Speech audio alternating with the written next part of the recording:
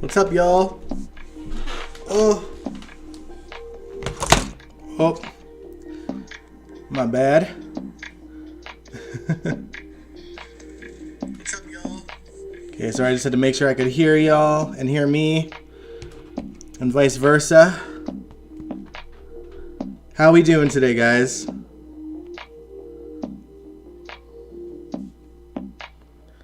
We doing all right?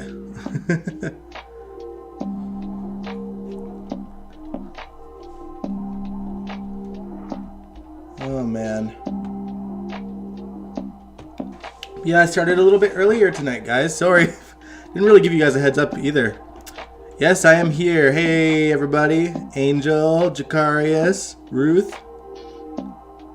What's going on?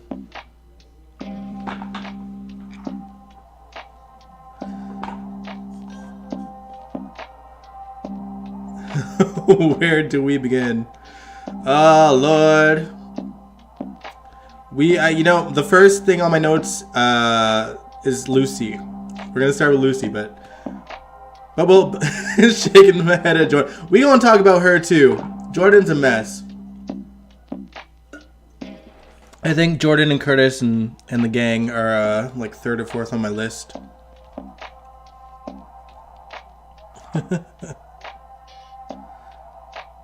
Gonna miss Epiphany. Me too, Jacarius.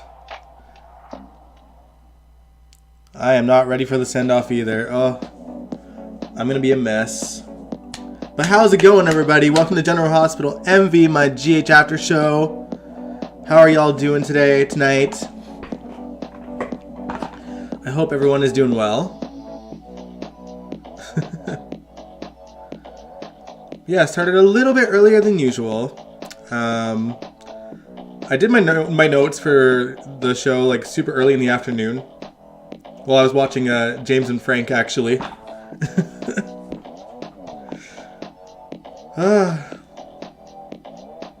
Multitasking. Tired of Lucy, but Anna straightened her out. Yeah, you can't mess with Anna Devane. You cannot do it.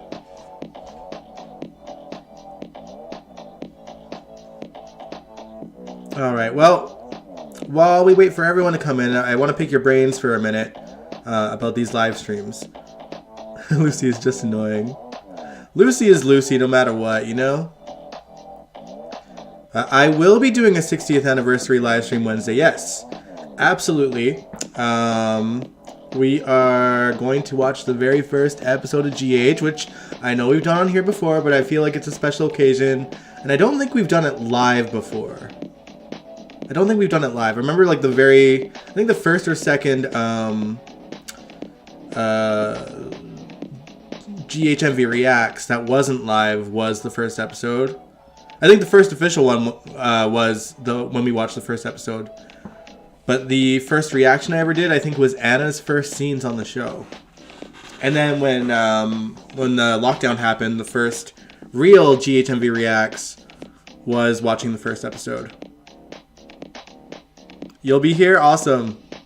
Yeah, I'm stoked. We're gonna talk. Obviously we're gonna watch the first episode, but we're gonna celebrate the show as a whole and talk about everyone's favorite scenes and, you know, reminisce. It's gonna be a fun time. But anyway, before we get into the recap today, I want to pick your guys' brains for a minute. Oh my gosh, you remember GH created the first episode? Yeah, that was cool. That was cool.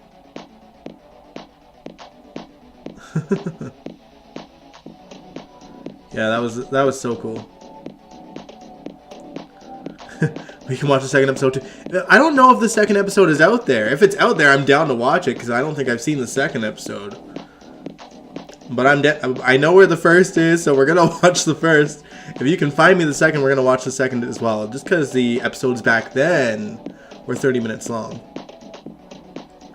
Favorite moments too? We'll see. It's gonna be a big celebration, so whatever we can fit into like the hour and a half to 2 hours that I usually stream, we'll do. We'll try to. Do you want the second episode? Yeah, I want the second episode of GH. Of course I do. I don't think you'll be able to send the link on the chat, but if you know the title of it, put the title in there and I'll just copy and paste it later.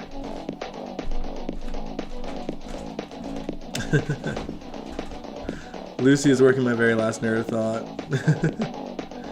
Yeah.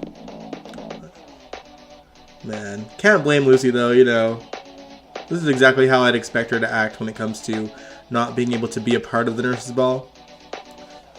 But anyway, let me stay on topic. Before we get into it, I want to pick everyone's brains about these live streams. Because I tend to keep things pretty laid back by choice.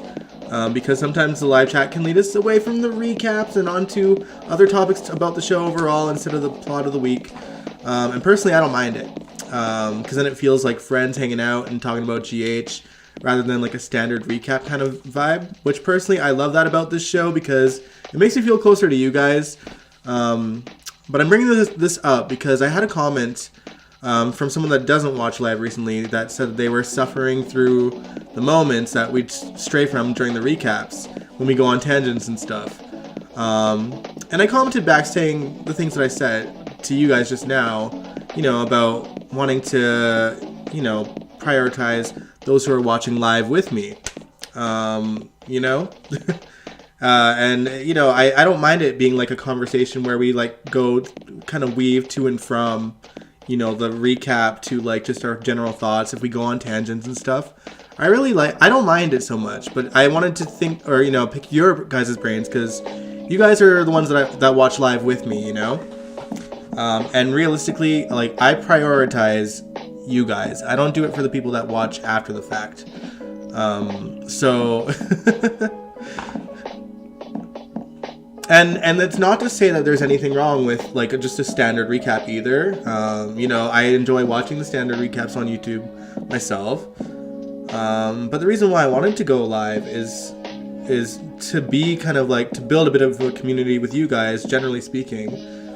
Kaiwan, you said, oh, I like it too because you don't want to listen to my writing a little bit. Other things that you listen to don't listen to my writing style a lot. They don't know, they get confused in French. For new about reacting to you. We still watch. Hold on. Yes, I remember that, Ruth.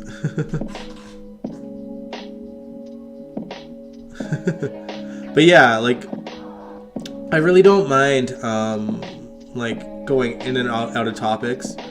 And by the way, I'm not shaming that commenter either. I'm just wanting to see how you guys felt about how we kind of do this show.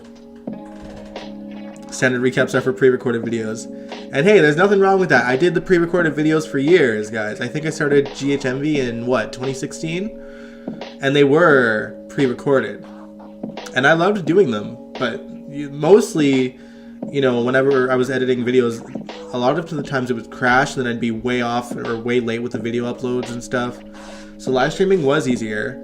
And I never knew that I could live stream initially. Because I think you had to have a certain amount of people before you went live before, like back in the day. Now it's less so. I don't know if it's like anyone can just go live now, but at the very least it's less so. And I like that because even though I would premiere the videos and be in the chat with you guys, it's definitely more of a fun experience to actually be live and interact with you on camera. You know what I mean?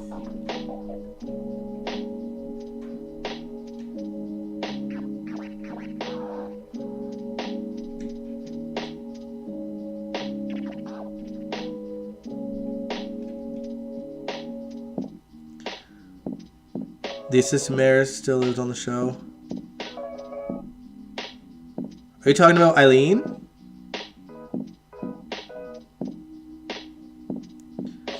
But yeah, I just wanted to pick your brains about that, just because, you know, whatever we can do to make the show good for you guys. But again, you guys, the live viewers are the priority.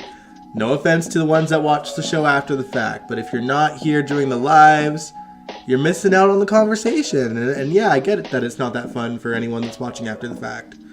And that's fair enough. And, I even wrote back to that viewer and said, you know what? This is just how I like to do my lives. There are tons of YouTubers that are, soap recappers that do the standard and, save the other topic, other topics for the end or, for the comments. But I'm a little different. I don't mind it. And, I kind of like being a bit more unique because I think I'm the only one that has like the background music going and the loading screen so you guys can all load in so I'm not like awkwardly waiting for anybody. And that we know each other well enough to just talk about each other's lives. And my favorite YouTube channel for GH recaps is Sabrina because she's very much like in and out of the topic and conversation and interacting with her viewers as well. And, she just shows her real life and, she weaves in and out. And, I quite like watching Sabrina's lives because of that.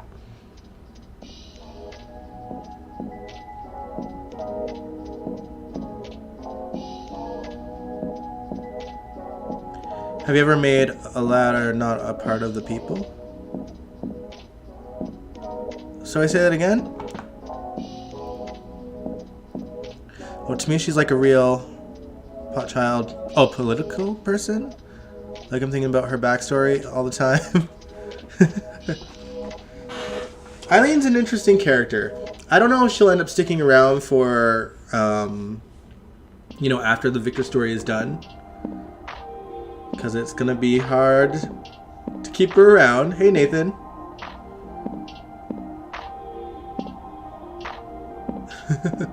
But, time will tell. Alright. Oh no, Nathan, you didn't miss anything. We haven't really talked about too much with GH yet. We haven't actually gotten to the recap yet. I was actually picking everyone's brains over, how this show runs in terms of we tend to kind of go off tangents a bit.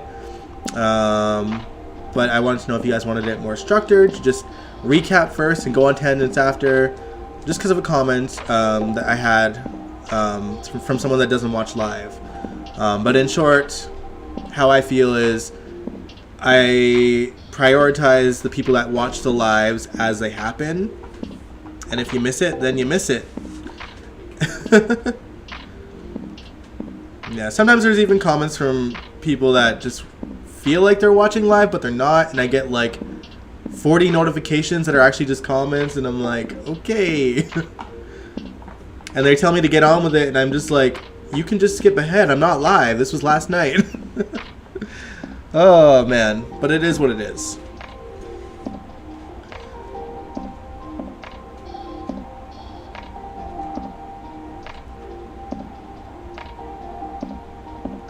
Remember when the sound was full of snow? Like back in 1981, because he was really...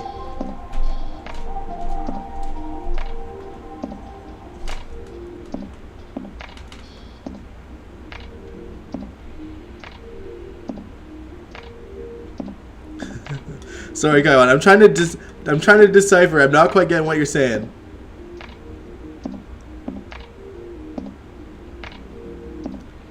But anyway, that's all you missed, Nathan. We didn't really get into the show. Just talking about the format of this show.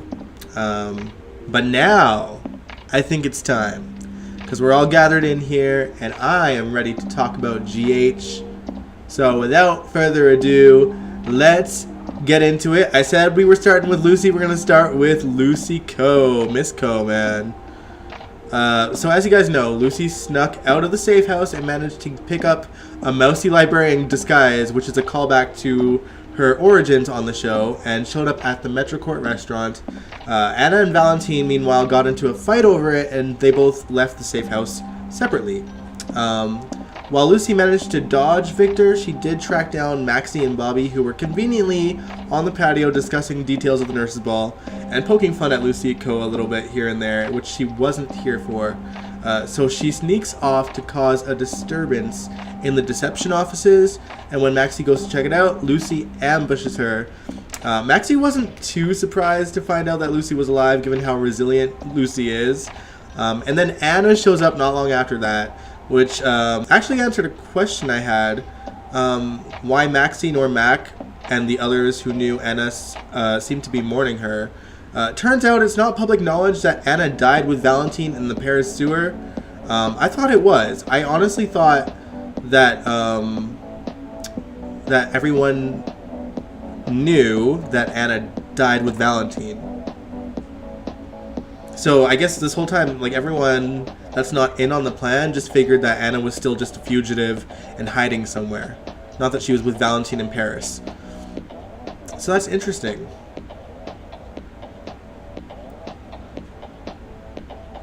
Where can you watch when she was a librarian on YouTube? Maybe we'll find that Wednesday. I feel like it's on here because I've seen it before. So I'll try to find it. I'll try to find it for Wednesday. And we can watch that too. And it works because, you know, the GH anniversary episode is about the nurse's ball. And Lucy is a very important part of the nurse's ball. So I don't mind watching her origins either. So if I can find it, we will find it and watch it. Yeah, so did I, but Maxie just thought she was a fugitive angel. That's why I was like, what? Okay. But the reason why I've always questioned it is because, like, I didn't see anyone mourning Anna. Laura put on a show, right? But, like, Maxie was just happy-go-lucky all the time, even though she was mourning Lucy. Not really mentioning Anna. Mac hasn't mentioned Anna, because Mac's not in on it either. Dante, like, no, none of her friends. Jordan.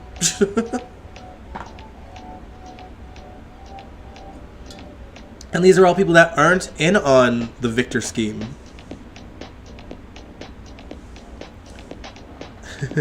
Nathan, you said you loved seeing Lucy in her glasses. That was a nice nod touch for GH history. Yeah, I love that. I loved it. I like all these, like, little, you know, moments here and there that they're clearly, like, feeding to the fans just to gear us up for the 60th anniversary. Nobody cares about Valentine, even though he used to be terrible. What is? Yeah, no. I mean, I don't care about Valentine either. But, like, people knew he died. Oh man. All right. Well, in any case, Lucy was not backing down on insisting she be in charge of the nurse's ball, so Anna and Maxie had to compromise and basically had have Maxie be Lucy's eyes and ears, and gave Lucy a burner phone to communicate with Maxie about the plans at all times, and she's been bothering Maxie ever since. Which is very much what I expected Lucy to do. Poor Maxie.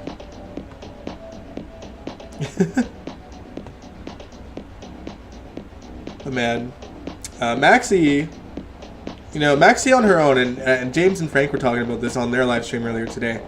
You know, Maxie's a planner. She's an event planner. She could definitely hold her own in planning the nurse's ball. So I do feel bad for her that she's just having to, like, be Lucy's puppet essentially. But it is what it is. Maxie actually convinced Cody to be a part of Magic Milo's act at the nurse's ball, which I'm totally here for. Y'all know Cody's my type. Okay? Say what you want about Cody, but I think he's hot, and I'm glad that he's in the Magic Milo act. And we know he's going to be there because he is coming back for Sonia Eddy's tribute, and the nurse's ball is right after, so there you go. If I have to listen to one more word from Jocelyn. Oh man. We go and talk about Jocelyn too. Okay. Also, oh yeah, speaking of Cody though, I'm giving Cody more points this week for making things completely uncomfortable for Gladys. Since he knows that Gladys has been gambling a lot at the Savoy, now that he knows a bit more details about Sasha's conservatorship, he's starting to question whether or not Gladys is gambling with her own money or Sasha's. He's already pieced together that Gladys sold Selena the garage to pay off a debt. Plus, Gladys couldn't be more uncomfortable with Sasha offering to pay for Gladys's gown at the nurse's ball, which makes me think that she knows that Sasha can't afford it, which is wild. But also, you would think with Sasha's connections to Nina and Crimson and Deception that none of them would actually have to pay for their own outfits, but whatever. Details, I guess.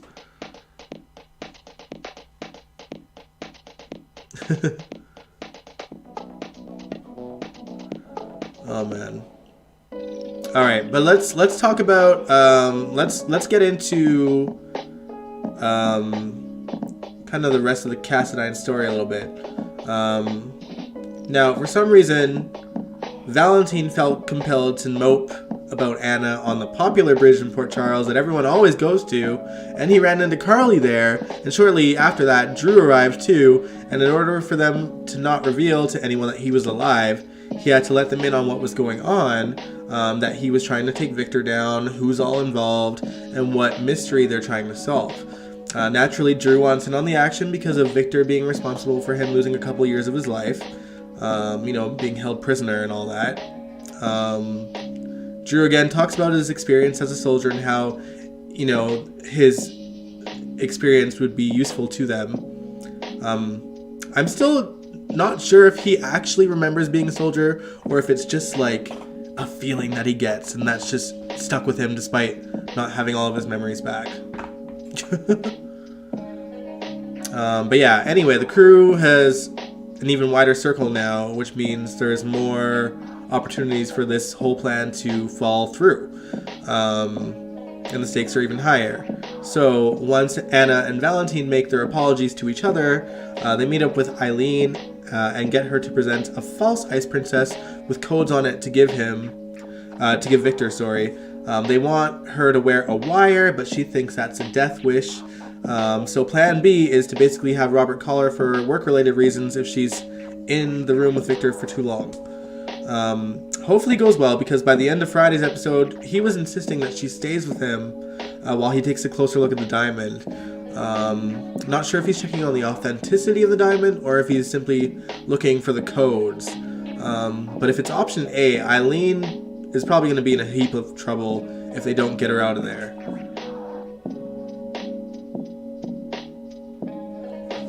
I think he has Jason's memories, but he technically still have some of his memories because they're technically in his mind. See, I just wish that GH would explain that better. You know what I mean? Like, they just need to take an episode to just discuss what Drew knows, what he remembers, if he remembers anything from his life as Drew beyond, knowing things that he's done. Because he could just Google search himself, And so he can just know that he's a soldier. He has, the proof of it that the PCPD provided him once they figured out who was Jason and who was Drew. But, does he remember, who he was with? The battles he faced? The friends that he had? Does he remember his life with Kim?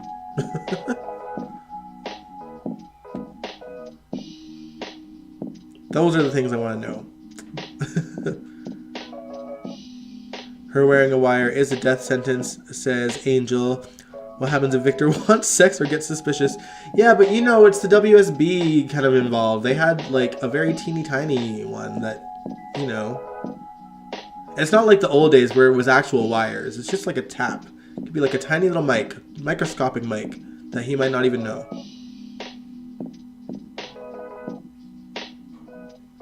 Technically, Franco has his memories. Franco is dead. Oh, yeah, that's right. I forgot about that plot.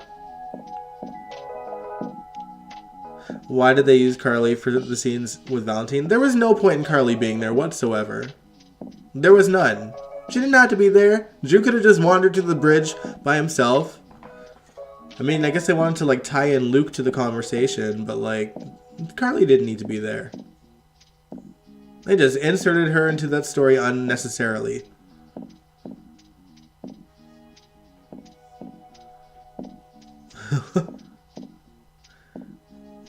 But yeah, you're right, Nathan. You're right.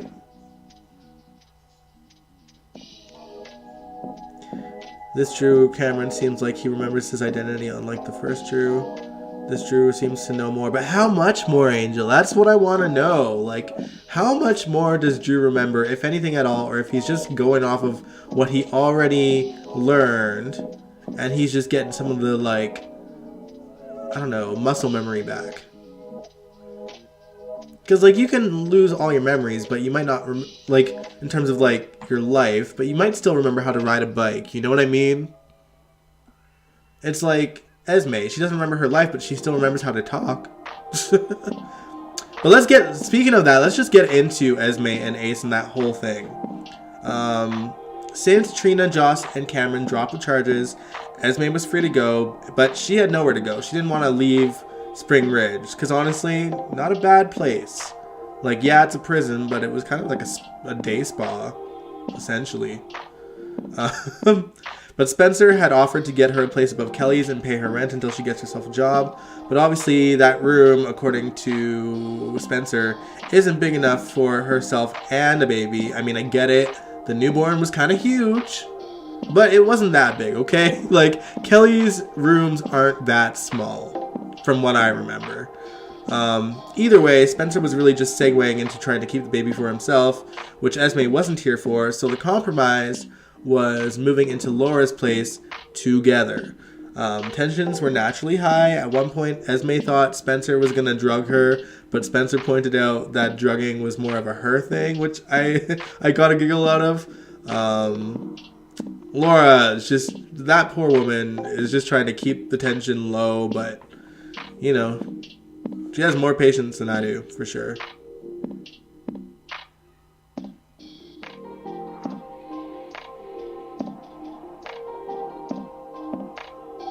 We can bring Spinelli back. Yeah, where is Spinelli lately?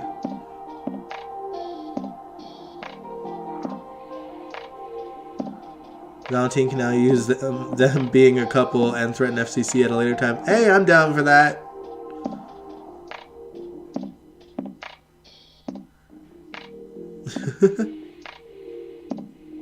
Wish the writers would explain Drew.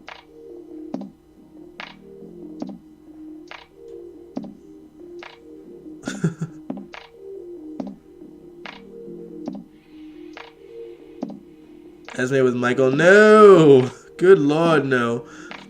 I don't understand why they thought Kelly's room was going to be okay with Esme. I don't know. I mean, Esme doesn't even know Kelly's, right?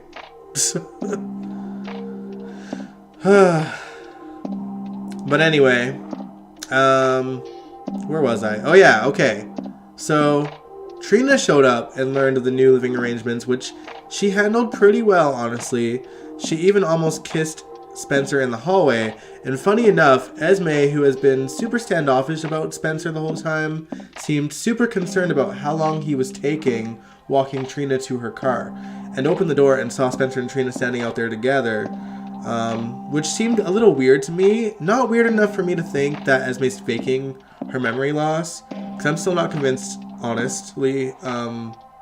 If anything, I think it's either poor writing or that Esme, despite her memory loss, somewhere in the back of her mind is still getting triggered at knowing Spencer and Trina are off somewhere together. You know, like I said, muscle memory. There's certain things that you might not forget feeling-wise, and I think that that might be the case here. But what do you guys think?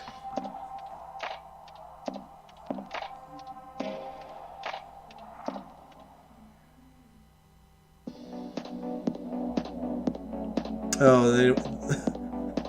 You think they don't want to use Spinelli because of the whole profiles thing that happened? Fair.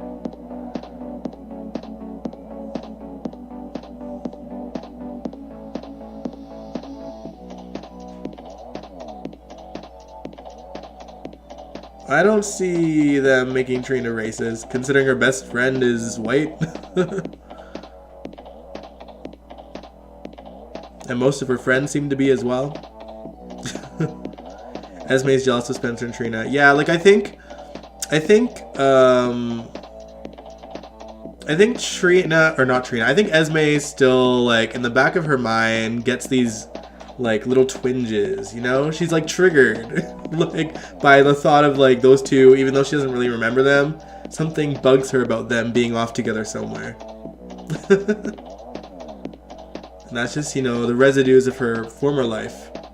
Not to say that it won't ever come back. I think that it probably could. I just don't see it coming back anytime soon. And I think if and when it does, I think the audience will be let in on it before the characters.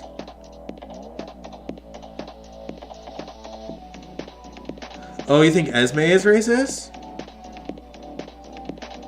Oh. I mean, I don't know. It's hard to tell, like... I think Esme is just evil, not racist. Yeah, like... I think Spencer could have been crushing on a white girl, and I think Esme's reaction would have been the same.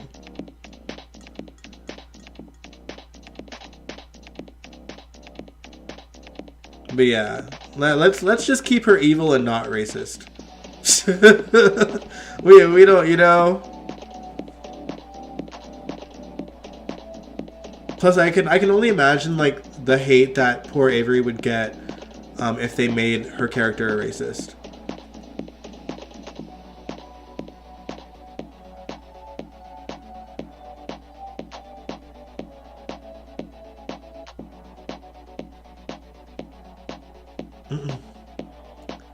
But yeah, I don't want that for Avery Pohl because she's a fantastic actress and I'm sure she gets enough like hate being Esme. You know what I mean? They don't need to make it even worse for her. Where was I though? Oh yeah, okay. So Victor shows up later, trying to take Spencer and Ace with him. But Spencer basically shoos him away and meets up with him later saying he still needs his help, but that there are many parties trying to do what's right for the baby, and they all need to play this properly in order for Ace to end up back into the folds of the Cassadines. This was before Victor met up with Eileen, by the way. Now, during this time, Laura and Esme are having a conversation with each other. Laura is definitely trying her best to earn Esme's trust. Talking about her past with the Cassadines, keeping her away from Nicholas for so many years, and that her priority is making sure her grandchild is safe, cared, and loved. She's not, I feel like Laura is being very honest with her in the sense of like, I'm not okay with what you did in the past. I'm just trying to put my grandson first. And, I think while Laura is... being nice to Esme, she's also letting her know that, like, this is strictly about the baby. However, with that said, y'all know I love Laura. Hashtag Genie is GH.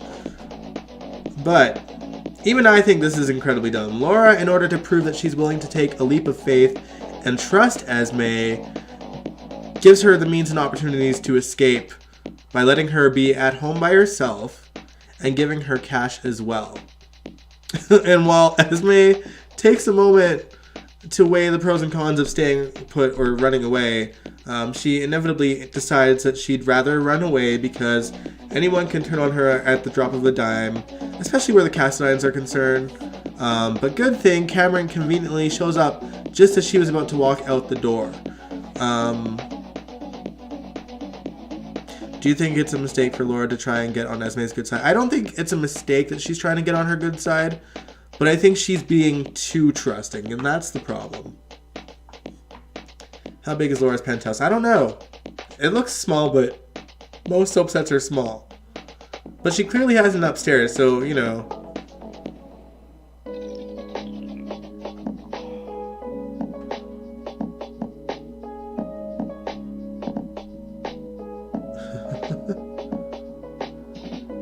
Man, yeah, I don't know. I think she's being too trusting. I get what she was trying to do.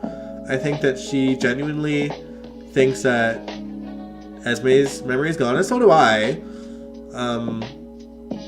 But like I said, there's a muscle memory thing. I think that Esme, as little as she remembers from her past life, I think she's got that fight or flight mentality. And she knows that she's in a house where people just kind of mildly tolerate her. She's no dummy. She knows she's in a house with a man that despises her and is adamantly trying to take her child away in the long run. And a woman who, while being nice to her, is team grandchild more than team Esme. And Kevin's in there too, I guess, at some point. And he's constantly a reminder of her father, who's a psycho. So I totally get her wanting to run away, and I don't think it's, about her being sinister and wanting to piss everyone off. I think that she's genuinely scared of what the people that she's surrounded by could do with her. There's a lot of people. Kevin, Laura, Charlotte. Oh yeah, Charlotte, Spencer, Esme, and the baby. Yeah, there's a lot of people in there. But we don't know how big that place is.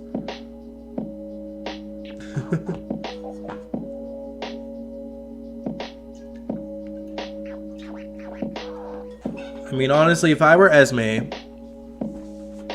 I would go to Sam, because Sam already told her about her nanny, right? And so I'd go to Sam and try to get her in touch with the nanny. Where did she go? She never came back to Port Charles with Sam and Dante. She just stayed behind. Did she not figure to check in on Esme now that Ryan is dead? What was the point?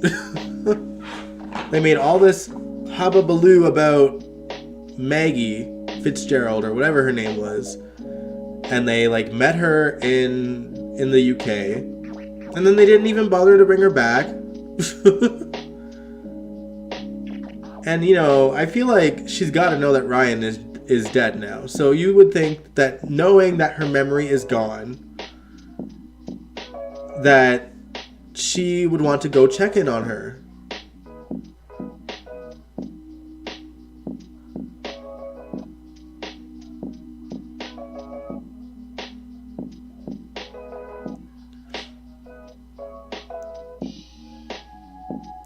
I think they're resting so they can get back to the twin story.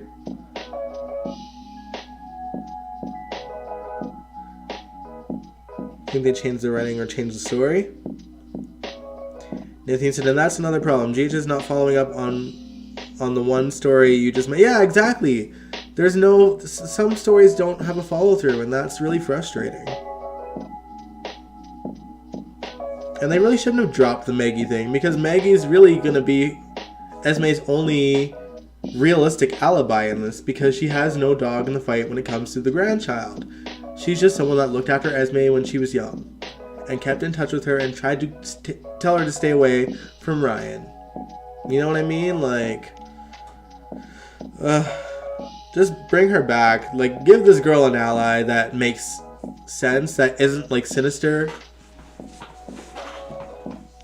Although, deadass, by the time Esme does get her memory back, she'd probably kill Maggie. Alright, but let's move on though. Now, before Cameron showed up on Grandma Laura's doorstep, he was at Kelly's picking up his last paycheck and planning his goodbye party. Jocelyn showed up to double check that Cameron wanted her to be there. And of course he does, since he still considers Jocelyn a friend. And the show has robbed us of a messy Cameron, which I'm still bitter about, to be honest. Oh, I'm so choked, y'all. I really wanted a messy Cameron, and he's just leaving.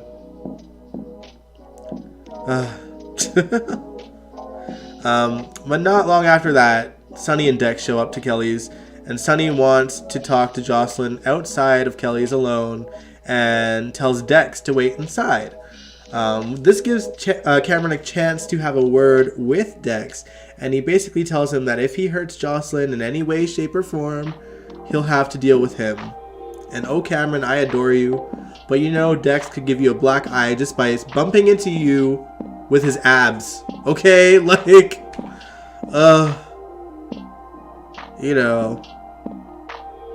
wouldn't mind him getting a punch in, though. Cameron, I mean. He's going to become a summer character? I don't even think he's going to become a summer character. I think that he's just leaving. And they might bring him in for, an occasional appearance. But I don't think he's going to be seen this summer. Why can't they let Esme access her inheritance early? Yeah, why not? Does she have to wait till she's 21? I forget what that is. Because I feel like she's just shy of 21 at this point, right? Sonny already knows Joss and Dex are a thing. Joss and Dex are googly eyes. Yeah, it's true. It's hard to miss. But yeah. Also, Cameron doesn't know that Dex has already kind of put Jocelyn in an already uncomfortable position with his boss being Michael, which Joss found out about at the start of the week. Michael is not happy about her and Dex being in a relationship because it will make things far more dangerous for Jocelyn once Sonny finds out that Dex double-crossed him and that Jocelyn knew about it.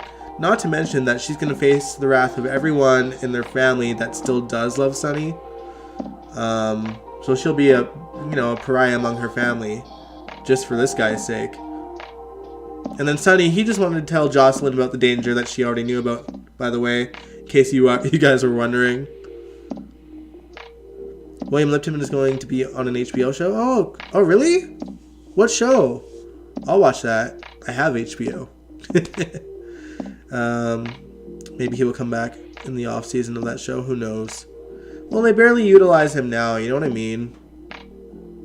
I feel like, if anything, he'll be off the show 99% of the time.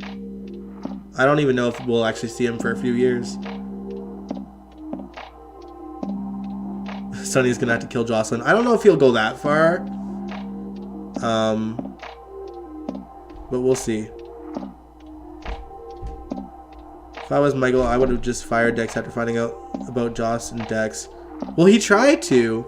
He did try to fire Dex. And then Jocelyn said if Dex just disappears, Sonny will already be suspicious and he'll sign his death warrant. And I don't think that Michael wants that on his hands. Alright, you have a good night, Jakarius. But yeah, just to touch on the least interesting plot of that occurred this week, Sonny has upped his security everywhere and pushed his loved ones away until he deems things safe for them again. Which Jocelyn calls him out on and says that she wishes that he'd feel just as heartbroken for the fact that this is Avery and Donna's normal lives, and that he really should just do something about it and just go away so that they don't have to have that kind of life. But Nina is having the hardest time with it, because we already touched on the obliviousness of Nina last week when it comes to Sonny's business. Sonny had to sit there and talk about Lily and his unborn child being blown up in a car bomb and how it happened to Morgan 20 some odd years later. And Nina's just so torn about it. She really wanted Sonny Mike. She didn't want Sonny Corinthos. But yeah, after that, Sonny and Dex meet up with Selena Wu later, since apparently the shooter was seen in one of the bars that she owns. Selena says she knows nothing of him, but will seek answers in and around her bar. Is it bad that I low-key want it to be revealed that Selena was the one who put a hit out on Sonny? Because she's already dancing around circles when it comes to Sonny Corinthos. Like, she's making moves behind his back. And he can even see that to an extent.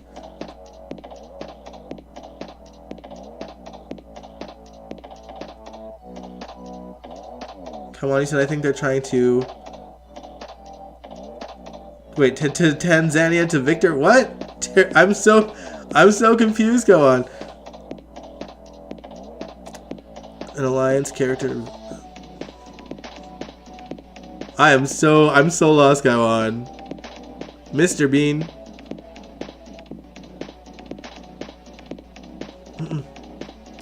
Where's Cyrus in all of this, by the way? Is he still just in jail, just like relieved that Laura is getting on the up and up with Victor? Like, what's going on with that guy? But yeah, I low-key want Selena to be the one that sent that hit man after Sonny. But odds are it's probably the pikeman guy.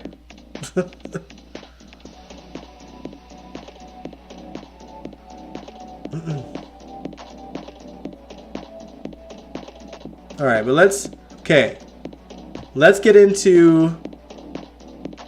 Oh, hold on. Days of Our Lives character named Victor Teriyaki used to be the mobster in that show, but then stopped being the mobster on the show back in the mid-90s. Oh, you think they're trying to tie in another... Can they do that, though? Because Days is still a thing. Or are they just trying to repeat that same vibe? Alright, but let's move on though. Let's talk about the Robinsons and the Ashfords. Because we said that we'd get into it, alright? So let's get into it. Things are still messy on all fronts there. Curtis and Trina are still pretty awkward around each other, but they do find some common ground and hug it out. But when Portia walks in on that moment, Trina and Curtis couldn't get out of there fast enough. Curtis went straight to a bar to drink his sorrows away, where Jordan happened to be, fresh off a conversation with Nina about moving on from Curtis. Spoiler alert, she hasn't. If it's not obvious by the fact that she hasn't dated anyone since. Jordan actually tries to convince Curtis to forgive Portia, to no avail, which makes sense. I mean, the secrets that Jordan kept from him during their relationship certainly pale in comparison to the 20-year lie that Trina could be his daughter. But then Curtis then raises the question that if he had given Jordan the same courtesy she's telling him to give to Portia, if they'd still be together. And like, yeah, duh. Obviously, your dramatic ass, Curtis, is the only reason why y'all got divorced in the first place. Because you wanted it so badly, and Jordan put your happiness over her own. That's the woman you left. Oh, yeah. But yeah, that fact, mixed with the fact that they had drinks in their system, actually almost causes the two to kiss. But then the commissioner got a call into work, which apparently is okay when you go out drinking, but I digress. Nathan, you said you don't miss Cyrus that much these days, which is no surprise. I mean, they seem to be taming him. I don't buy the whole, like, religious thing that he's been trying to pull off with his family. But he seems to be more of an adversary to his family than an enemy, and now I don't think he has any desire to get revenge on Laura or Martin at this point. Portia deserved to see that almost kiss. Yeah, I mean, Portia deserves, like, to not have him be back, because she had every opportunity to tell him, and she squandered it.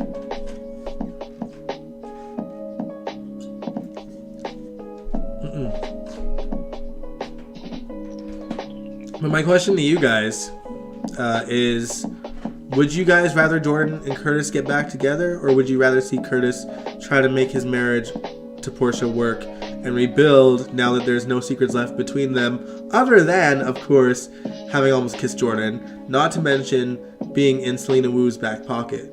Because Curtis has been keeping secrets too, and hasn't really brought that up in any way, shape, or form. So he's a bit of a hypocrite.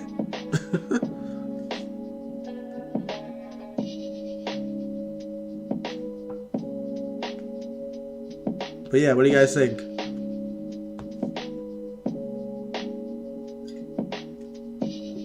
You want Curtis by himself, Angel? I don't blame you.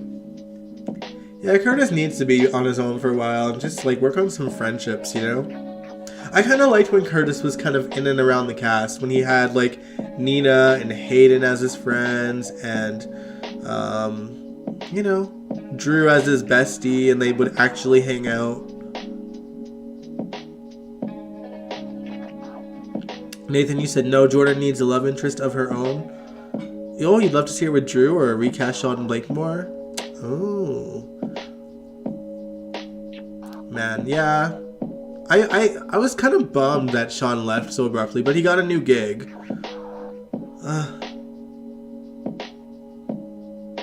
I feel like they didn't really know what to do with Sean anyway. Come on, you said you want Curtis by himself for a while too, but you want him to be with some other woman. The more functional. I don't really understand why they don't put Curtis with Nina. Yeah, you know, well, I think at this point, Curtis and Nina are very, like, brotherly, sisterly bond, so maybe that ship has sailed a little bit. But initially, yeah, I'm surprised that they didn't put him with her. You're right, especially after Valentine did her dirty. Jordan needs a new person.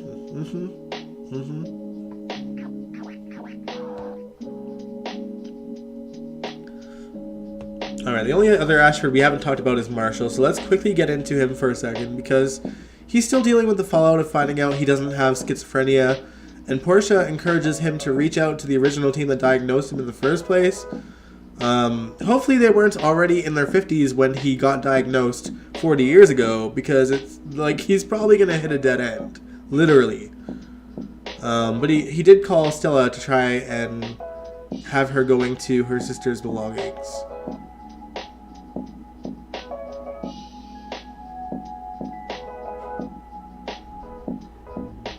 Oh, Finn?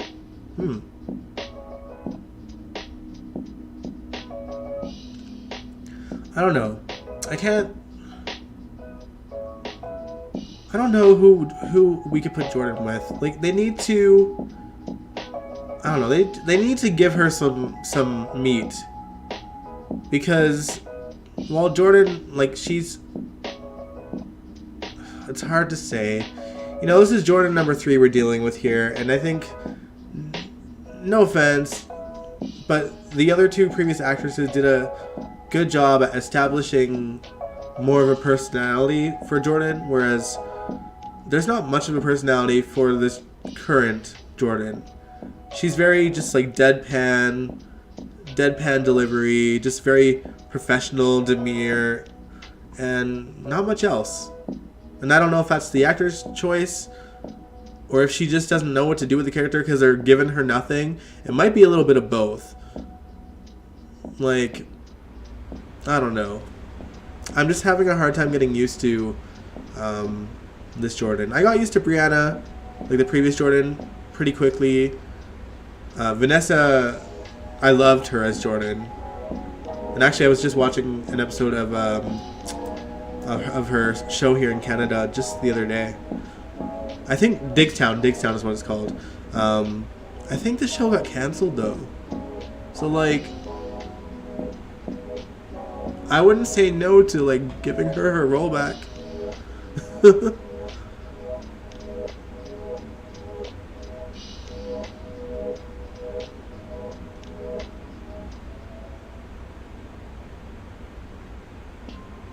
Just heard that Marshall doesn't have the genetic markers for schizophrenia, and Portia said the same thing. He could still have schizophrenia, just not genetic. Oh yeah, that's true. But yeah, they're planning on weaning him off the medicine a little bit, medications that he's been taking, and just testing the waters. But they need to, yeah, they need to figure it out what's going on and what happened back then. Digstown. Slang term in your country. Listen, I have lived in my country my whole life, and I've never heard Digstown in my whole life. Okay? That's like, there's... I know, Brianna was really young for Jordan. Yeah, it's true. Yeah, Brianna is younger than I am. Okay? I'm 32, and she was like 3 or 4 years younger than I am.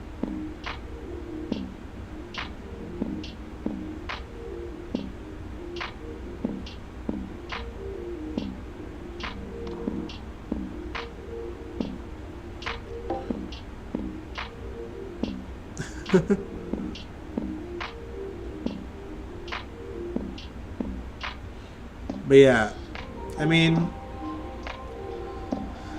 listen, I know a lot of people don't like the character of Marshall. I actually do. And it only comes down to the fact that I think that he is a talented actor. And I really enjoy his scenes with Trina. And I've always liked his scenes with Trina, even when Sydney was playing the role, and even Tabiana now. I think that they play off of each other really well. Hey, Laura. Marshall had a pretty good conversation this week with Trina, too, when she sneaks back into her house. And I've actually, like I said, I've always liked the camaraderie between Trina and Marshall. He's given her some decent advice over the couple of years that he's been around. He's always been a bit of a grandfather figure to her, even before the knowledge that he might actually be her grandfather. And they talk about Spencer, And she even opens up to him about their friendship being on the verge of a relationship now. He does crack a joke about Spencer saying if his life stays dramatic as it has been, then she should dip. And of course, Spencer shows up seconds later, so I'm actually really looking forward to Spencer having that chat with Marshall, or Marshall having that chat with Spencer. Jake, you don't understand why Marshall isn't well liked? I don't either. I think, like, obviously, I think maybe part of it had to do with the storyline that he had initially, because there was just a lot of, like, why is he so this and that? But that's over with now. Like, he thought he had schizophrenia. He might still, but, you know, they're on top of that. And I think as a character, like, on his own, I think that he's a good character to have around. Just a wise old man that's been through some shit. You know? And he's got a unique perspective for his life. Brianna wasn't that much older than me, just more mature looking. Yeah, Brianna looks... I will say that as young as Brianna is, she does look a bit older. And not in a bad way. She just looks... You're right, she looks more mature. And she only left to, because she got pregnant and wanted to just be safe and have her baby, especially during the times that we were in.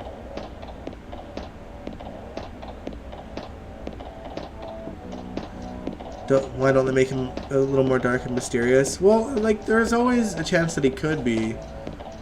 I mean, he obviously was, like, saying that he had a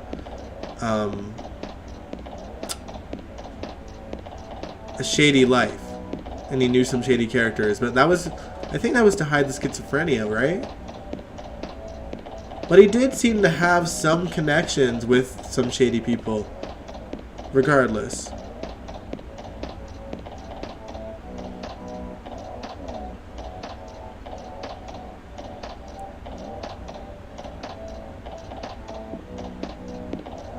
Problem with Marshall from the get-go was the storyline itself. See, yeah, I get that. Oh, just like Cody, you don't really care. I can see people like not caring about him one way or the other. I just happen to think that he is a crazy talented actor because he's managed to make me get choked up. And that's knowing next to nothing about the character beyond he's Curtis's father. You know what I mean? Marshall is just taking up space unnecessarily. Yeah, but like I wouldn't mind, like, because so is you could argue that Stella is too. But I also appreciate her character. And I don't mind if they're in and out. I think that Marshall doesn't need to be on as much as he is. But I appreciate that the character is there to, step in once in a while and give his son advice and give Trina advice. I don't mind him getting weaved in and out that way. He doesn't need anything substantial. And I think once they figure out the schizophrenia thing, they can kind of let him live a normal life and just come back for like big occasions, like a special guest star. If Marshall was afraid of hurting people around him, maybe the only people he surrounded himself with were people he wouldn't mind getting hurt. Good point, Laura. Good point. That's a good point, really. The Black Jason.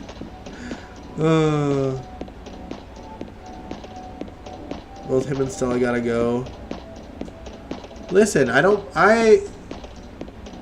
there needs to be good characters to balance the bad characters.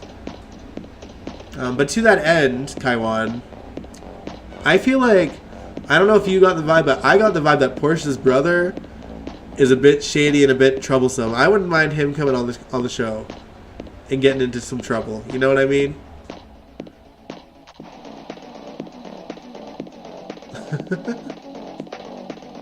That's how I feel. I want Portia's brother back on the show. He's intriguing to me. Alright, let's talk about the cues. Willow and Michael have postponed their wedding so that they can wait until after the postponed surgery. What could go wrong? But anyway, Willow actually asked Drew to walk her down the aisle, which he graciously accepts. Willow also decides to spend her time trying to play Cupid for Chase and Brooklyn, and gets as far as convincing Chase getting Chase to admit that he's still crazy about Brooklyn, and convinces him to just forgive the past and move forward with her. And he tries to do that and talks with Brooklyn about all the reasons why he's crazy about Brooklyn, including her selflessness, to take Link down, to make sure that no girls have to deal with his rapey vibes, except, oops, Brooklyn had to sign a no-disclosure agreement to get her songs back, and she can't legally discuss any allegations anyone makes against him. And that gets Chase angry again, which I'm so over the back and forth with these two. Remember when we used to actually like Brooke and Chase? I liked them. I was looking forward to them getting together. And, you know, throwing this Link stuff in there just ruined it, which is sad. On that note, though, Brianna Lane, who was temporary Brooklyn, unfortunately lost her husband suddenly. I don't know any of the details. If you guys do, let me know. But I don't know. Just, that seems like such a tragedy because he seemed quite young. And I miss Brianna Lane. Not that I like Amanda Sutton too. I really liked Brianna Lane though because she actually does sing, and that gave me hope for the character. And I probably would have been okay if Amanda didn't come back, but Amanda's a talented actress, so I don't mind her portrayal at all.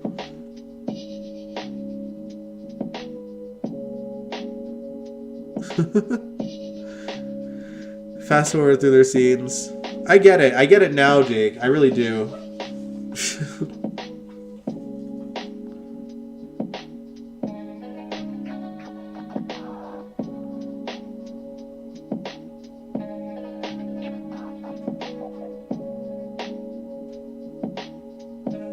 Oh, very unrealistic cancer victims. Yeah, you know, like, I'm no doctor, but as I recall, when you're at stage 4 cancer, there is no hope left. Am I wrong in thinking that? Like, is it normal for someone to come back from stage 4 cancer?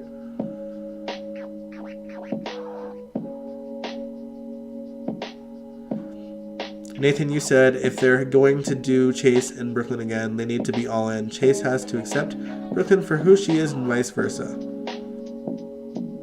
Yeah, it is frustrating that they were ruined. Like, we can't just have nice things on this show anymore, guys. It sucks.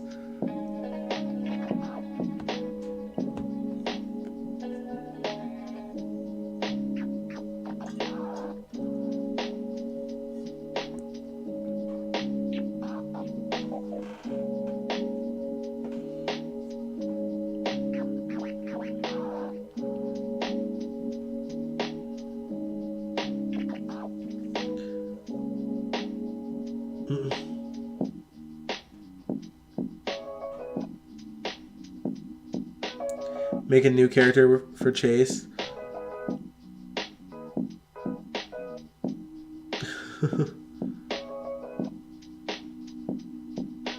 Oh, you think they should put Chase with Jordan? That would be interesting. Oh no. I don't think Jordan's really Chase's type though.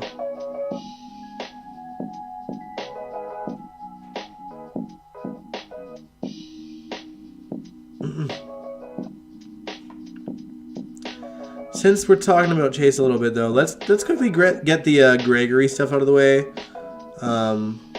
before we get into our last topic, really, with GH. Gregory is furious with Alexis for butting into his business, even more so when she decides to call Finn, even though he didn't answer. Gregory happened to be there when Finn got called by Alexis, which he took issue with, despite knowing Finn and Alexis are actually good friends.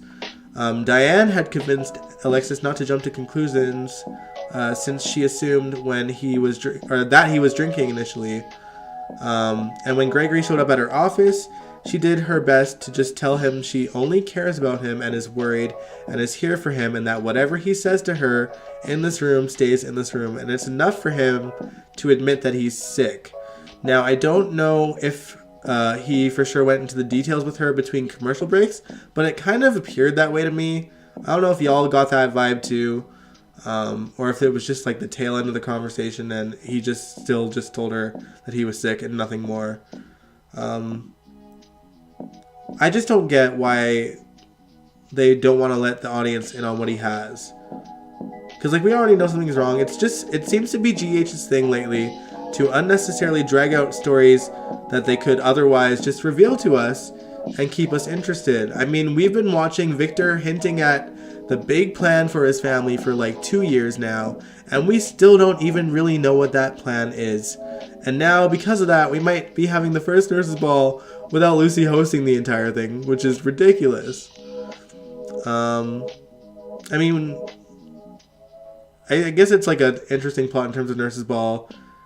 Can the Nurses Ball thrive without Lucy? I don't know. I'm convinced that she'll somehow manage to appear and host by the end of it, but we'll see. Oh, you think it was a cutscene too? Still don't like the character of Gregory Chase. Nothing against the actor. They're going to draw it out. Yeah, like, Gregory is pretty unnecessary, to be honest. Like, if anything, they should have kept Jackie Templeton on. Because nowhere did it state that Gregory was into, like, journalism. You know what I mean? Like, when he first came on with Jackie, like, Jackie should have been Alexis's partner in crime. She could have been her bestie to replace Harmony.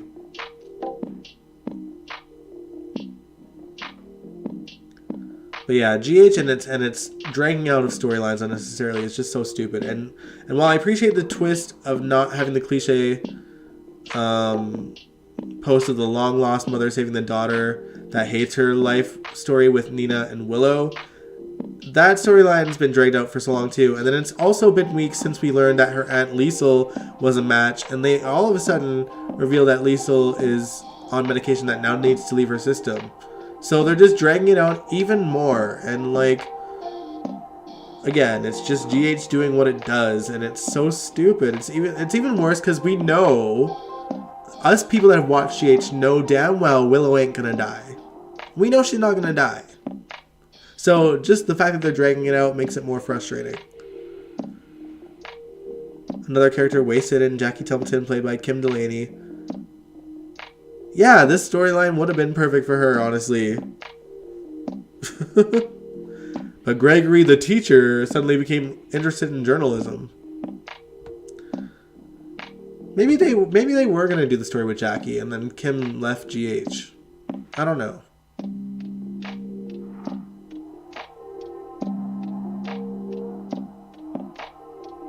But yeah. We knew he was a professor, we just didn't know what he teaches. But I don't think it would have been journalism if Jackie Templeton was on the show still. That's what I think, Angel.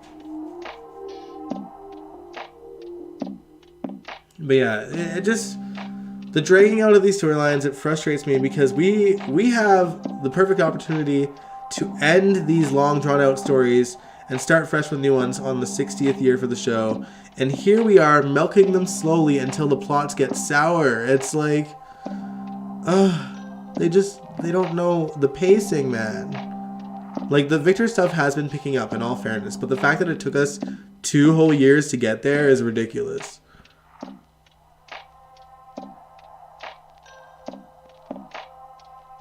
They wanted a character that's like a proper new character. I mean, I did hear that when GH uses characters that were created by another writer, they don't get as much payments to write for them.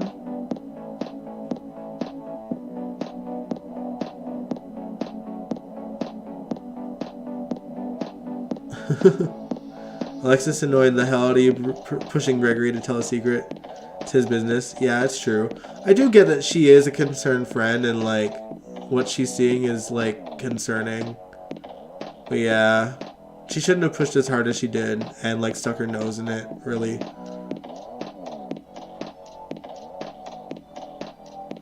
Starts at the top for GH and all around. This is why we need new writers and a new EP for the show badly. This year won't be anything like the 50th year, I fear. You know, I fear that too.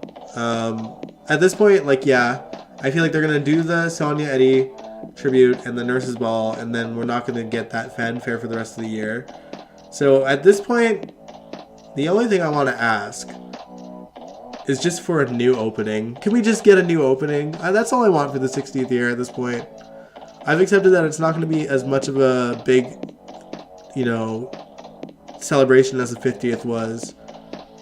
But like clearly GH is splurging. You know what I mean? Like, did you guys see the new promo pictures that they took with the cast? Those pictures are mad fire and quality. Probably the best photo shoots GH has done in ages. So why can't we just get a new opening that isn't essentially like a PowerPoint presentation? Where like it's like a shuffling of cards. Well, I actually wrote notes on this somewhere that I think I skipped past. What did I say? Yeah, I want to see a new opening sequence.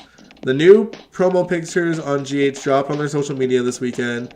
They're clearly splurging. Surely they can spend some money on a proper opening sequence that doesn't look like a PowerPoint presentation that's being clicked through as fast as possible to get to the title card. That's what it looks like. Oh, we need something new. I can't with GH's intro. Even if they bring back Faces of the Heart in some kind of way, I'd be down for that.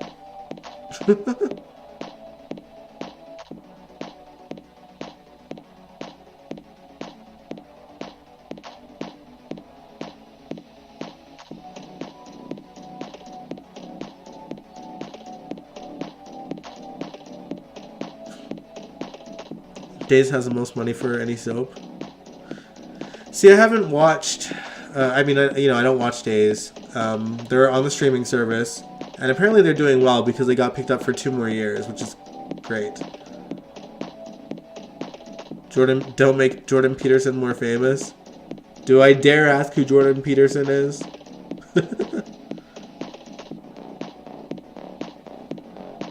Oh man, but let's get on to the final topic because we're nearly done. We just got we got Elizabeth to talk about here.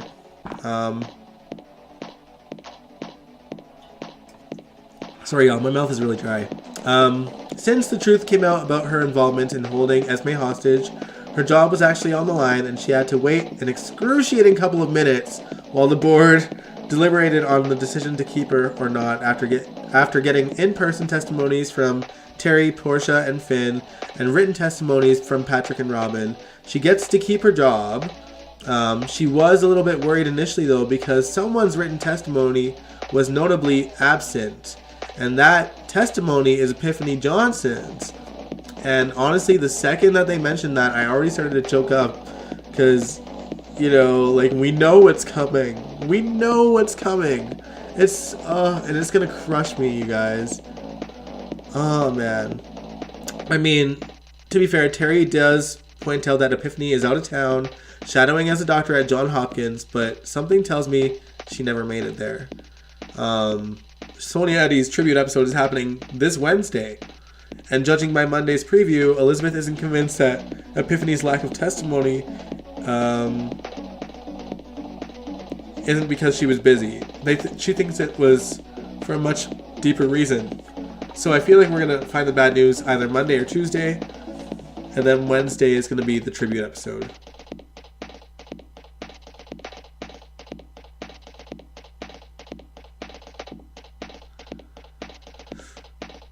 Elizabeth has no punishment at all. They didn't even have a story. She did something really bad. I mean, I think, honestly, yeah, Elizabeth has a lot of people in her corner, and I'm not surprised that she gets to keep her job.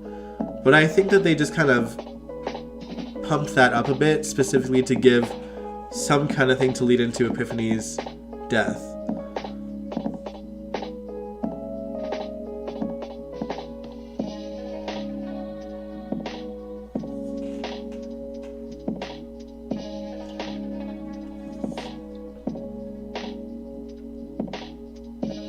fast version of the opening. Damn, near gave me vertigo. Man, yeah, that's the thing. It's not as fast as it used to be, but it's still pretty damn fast. Like, I remember when I would watch like the old openings, like the Faces of the Heart and even Sirens, like I would just sit there and just name all the characters and not have to like, you know, speed through it. I'd just be like Sonny, Carly, Jason, Sam, Robin, Patrick, Elizabeth, Lucky, Emily, Nicholas. It was possible. Now they're just flying through the cast, and yeah, it's not as fast, but it's still like I can't just sit there and be like, you know, Sunny, Carly, Portia, like, you know, I can't do that with this opening. And it's such a stupid reason to be like, it's not the reason why I want a new opening. It's just I'm just pointing it out. They fly through the cast photos like nothing. I wonder how they are going to say how she died. I think they'll just say that maybe she had a heart attack in her sleep or something. I mean, we know that that Epiphany does have experience with heart disease, so, you know, maybe the stress of becoming a doctor was too much for her heart to handle and just gave way while she was sleeping. But yeah, needless to say, I am really looking forward to this week's GH, because we are on the week. We're on the week of the anniversary. The anniversary is the 1st, which is Saturday. And the Nurses Ball is going to kick off next week. Elizabeth is the example of white privilege. You know, I think also it comes down to she's Steve Harvey's granddaughter. So there's some special treatment there too. And also all of her years experience as a nurse. She's got a lot of people in her corner. Wonder if they're going to mention her son. They might.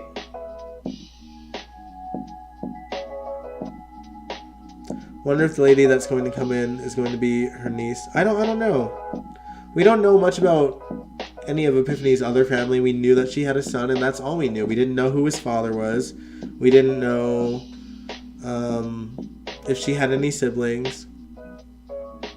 But yeah, it's hard to say. Hard to say what the actress they're bringing in is going to be role-wise. Because it's her real-life friend, I think, right? Sonia Eddy's real-life friend, who's also a comedian and actress. But we'll see. We'll see next week, or this week.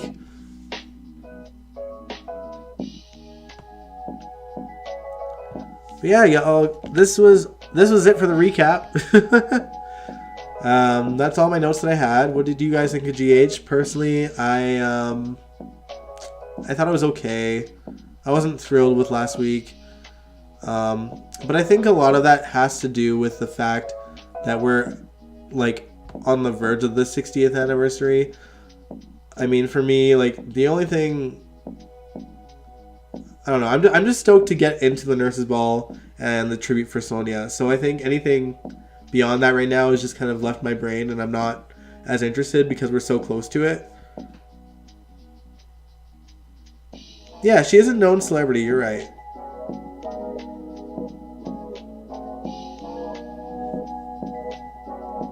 Oop, almost dropped my phone there, guys, sorry.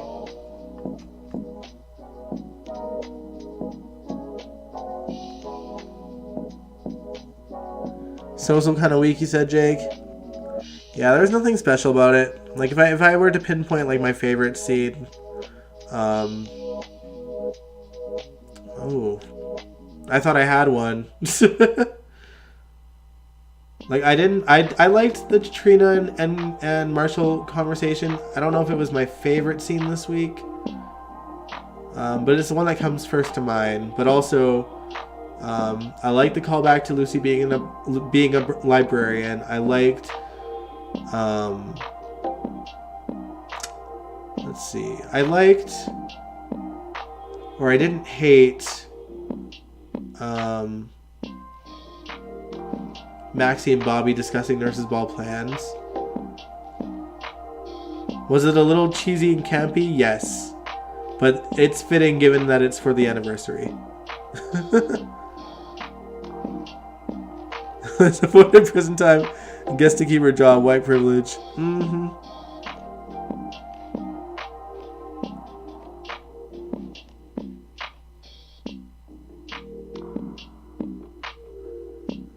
Oh, you're not into the Cam one? I'm here for it just because this is the only time where I find it acceptable for the show to be camp and get nostalgic and be a little bit cheesy, because they're celebrating the show, and it really should be for the fans that have been watching all these years. I want them to bring back certain characters and bring back memories. I think we get Jane Elliott this week as well. She's on her way back, so maybe she gets here for the nurse's ball. Joss and Lucy is annoying. I don't know if you guys caught it. Tabiana did confirm that she is performing at the nurse's ball with Jocelyn, with Eden McCoy. So we know at least one act. We know Magic Milo's coming back. So that's 2 acts that we know of. We know that Spencer will not be performing at the nurse's ball because he didn't want to. Nicholas Chavez didn't want to. But I guess it also fits for the character, because even little Spencer, I don't think, performed at the nurse's ball. He's done some gestures.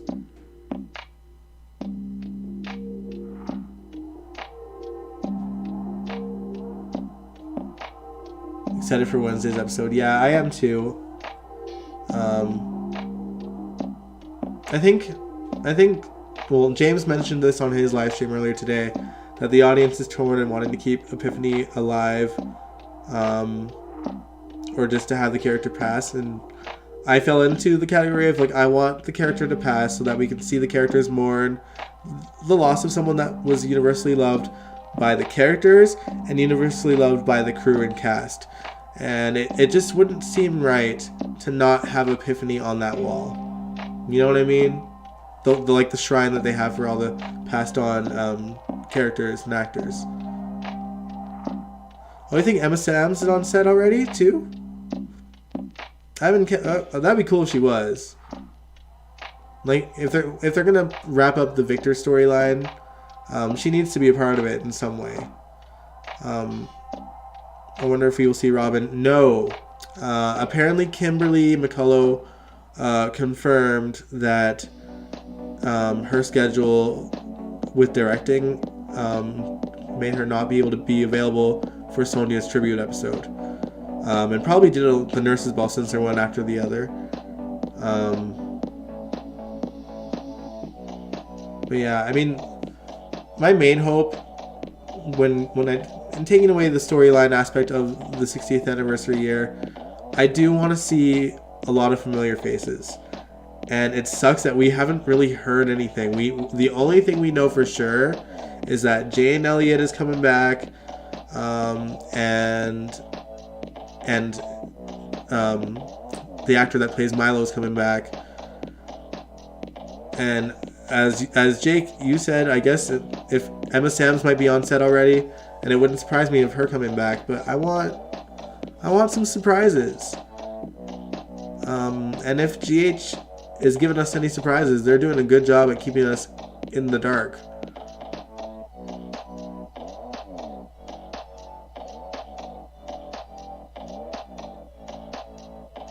Does Kimberly direct Days as well? Jeez, she's everywhere though. She be doing her thing as a director. Yeah, I mean, for Sonia's, like, let's say Epiphany dies, you know, I kind of wanted something similar to what happened when Anna Lee died, Lila Quartermain, in the sense that they brought back so many people just to be at the funeral, just to pay tribute to Anna Lee, because she was very loved by the cast as well. I don't know what we're gonna see, so we'll see.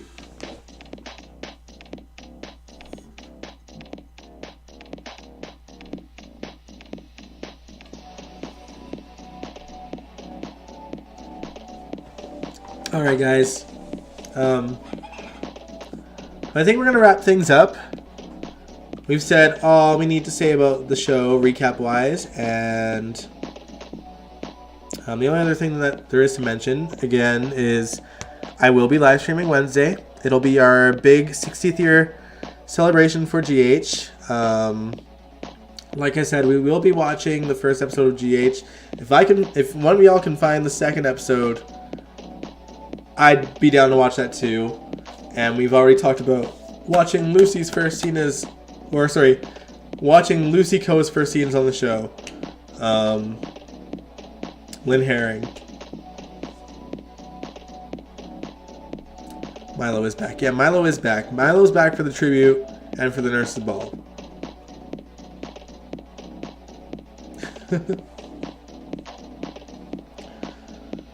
Yeah.